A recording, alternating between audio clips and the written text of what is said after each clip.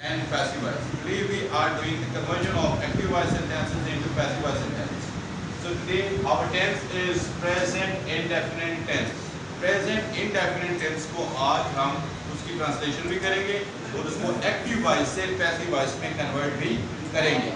ये एक समरी जो है आपको मैंने सामने बनाई हुई है, इससे थोड़ी सी हम हेल्प देंगे और इसके बाद हम आगे चलेंगे। सबसे पहले कौन मुझे बताएगा कि प्रेजेंट इंडेफिनिट टेंस के उर्दू के सेंटेंस की पहचान क्या होती है?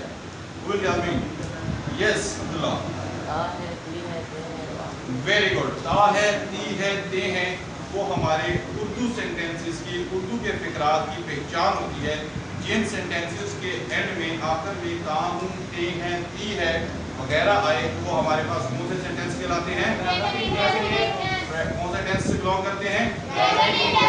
प्रेजेंट इंडेफिनिट टेंस से बिलोंग करते हैं। ये दूसरी बात पता चल गई, रिकग्निशन पहचान हमारी कंप्लीट हो गई।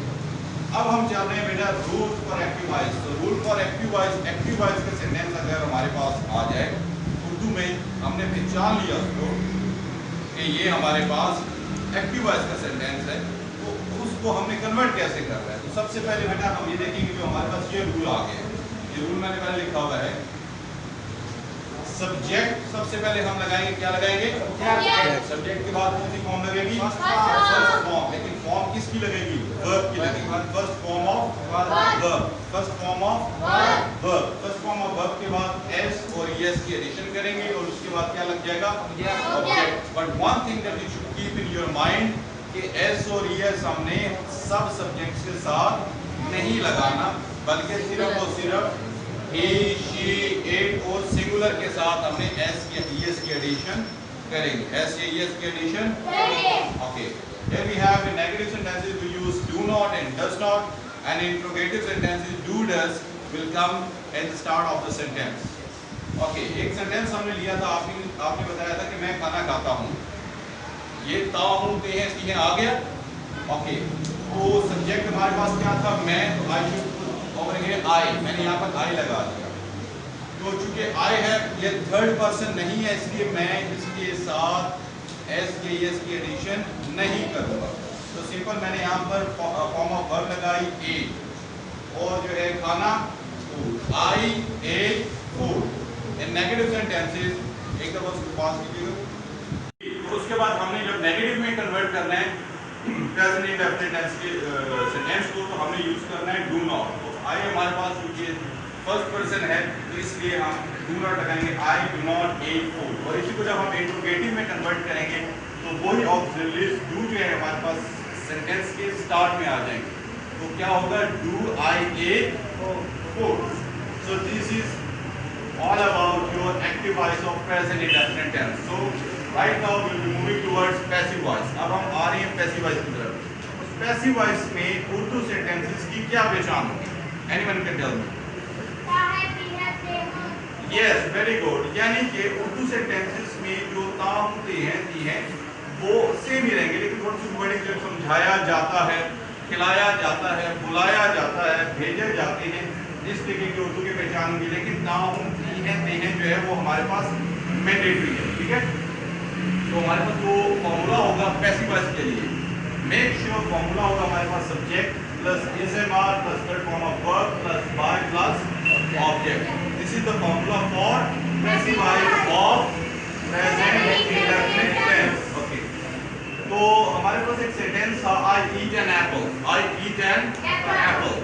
तो हमने जो जनरल रूल्स लिखे थे एक्टिव वॉइस को पैसिव वॉइस में कन्वर्ट करने के लिए, जो कि तमाम एक्टिव वॉइस और पैसिव वॉइस के लिए हम यूज करेंगे, वो कौन कौन से? जब भी हमें एक्टिव वॉइस से पैसिव वॉइस में कन्वर्ट करना हो तो what we will do? Subject will be converted into object, object will be converted into subject, third form is use of by and change of pronouns will occur. Pronouns जो हैं वो change होंगे, subject object में, object subject में, form third use होगी, use of by and change of pronoun. Understand? Yes. तो इसी तरीके से हम आ जाते हैं कन्वर्जन की तरफ। तो सबसे पहला रूल था सब्जेक्ट को ऑब्जेक्ट की जगह पर भेज दें और ऑब्जेक्ट को सब्जेक्ट की जगह पे। तो ये कन्वर्जन होगी, आई चला गया ऑब्जेक्ट की जगह पे, ऑब्जेक्ट चला गया सब्जेक्ट की जगह पे। तो एन एप्पल एप्पल हमारे पास ये फुलफिल हो गया। अब हमने हेल्पिंग वर्ब लगाना है, इज लगाएंगे, एम लगाएंगे या लगाएंगे, is. Very good. An apple is. Okay, फिर फॉर्म ऑफ वर्ब थर्ड हमने चूज किया। What is third form of eat? Eaten. Eaten we have written over here eaten. फिर हमें क्या लगाना है? बाय। एंड देन फिर of pronoun will appear, I will be converted into me. तो ये हमारी कन्वर्जन होगी पैसिव वॉइस की। Have you understood? ओके, अगर हमें इसी का नेगेटिव बनाना पड़ जाए तो हम क्या करेंगे? हम इसको यूं कर सकते हैं, an apple do not eaten by me. कर सकते हैं? क्या मिस्टेक है इसमें? Anyone can tell me? Do is the mistake in this sentence कि डू जो है वो एक्टिव वॉइस का ऑक्सिलरी है। हेल्पिंग वर्ब किसका है? एक्टिव वॉइस का। पैसिव वॉइस में हम डू या डज यूज नहीं कर सकते, तो हमने इसी के ही हेल्पिंग वर्ब्स को यूज करना है। An apple is not eaten by me.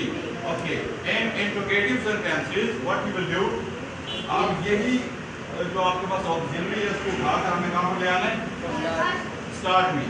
क्या होगा? is an apple eaten by me. Okay, one thing that you should keep in your mind, बेटा is एक दफा सेंटेंस में यूज होगा। कुछ बच्चे शुरू में भी लगा देते हैं is an apple is eaten by, वो रॉन्ग सेंटेंस।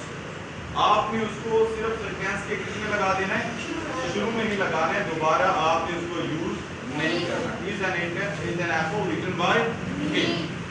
अब सबसे इम्पोर्टेंट बात, कैथलिक कॉलेजेस के एग्जाम्स में और कॉम्पिटिटिव एग्जाम्स में आपसे ये सारे फॉर्मूलाज नहीं पूछे जाएंगे, वहां पे टेक्निकल क्वेश्चंस होंगे जिसको आपने आंसर करना है। For example you have given a statement, एक स्टेटमेंट दी आपको दी गई है, an apple is eaten by me. For example आपसे कहा जाएगा कि this sentence belongs to present indefinite, present continuous, present perfect continuous. Four option will be given. आपने आइडेंटिफाई करना है कि वो जो सेंटेंस है वो कौन से टेंस का है। तो आप कैसे उसको आइडेंटिफाई करोगे? by seeing the form of verb, by seeing the form of verb। अगर वहां पर जो form of verb तो क्या थर्ड आएगी पैसिव वॉइस में, auxiliary is am are use हो रहा है along with the third form of verb, तो वो आपके पास क्या कहलाएगा? पैसिव वॉइस कहलाएगा। क्या कहलाएगा? पैसिव वॉइस कौन सा? प्रेजेंट इंडेफिनिट टेंस का। और उससे हम आइडेंटिफाई कर सकते हैं कि हमारे पास ये क्या चीज कहलाएगी? Present indefinite tense. तो आपने प्रेजेंट इंडेफिनिट टेंस को क्लिक करना है। इसी तरीके से अगर एक सेंटेंस आ जाता है, I did not eat an Apple, so by seeing this, सिर्फ मैं डिड को देख के अंदाजा लगा सकता हूं कि ये कौन सा टेंस है? पास्ट इंडेफिनिट है, क्योंकि डिड और कहीं भी यूज नहीं होता, सिर्फ और सिर्फ पास्ट इंडेफिनिट में होता है। तो जो चार ऑप्शंस दी गई होंगी तो उसमें से मैं पास्ट इंडेफिनिट को क्लिक करूंगा और मेरा आंसर ठीक हो जाएगा। जिस तरीके से हम एक दूसरे को, इंसानों को उनकी शक्लों से, उनके फेस से पहचानते हैं, सेंटेंसेस को हम उनके फॉर्म्स ऑफ वर्ब से पहचानते हैं और उनके साथ हेल्पिंग वर्ब से पहचानते हैं कि वो कौन सा सेंटेंस हो सकता है।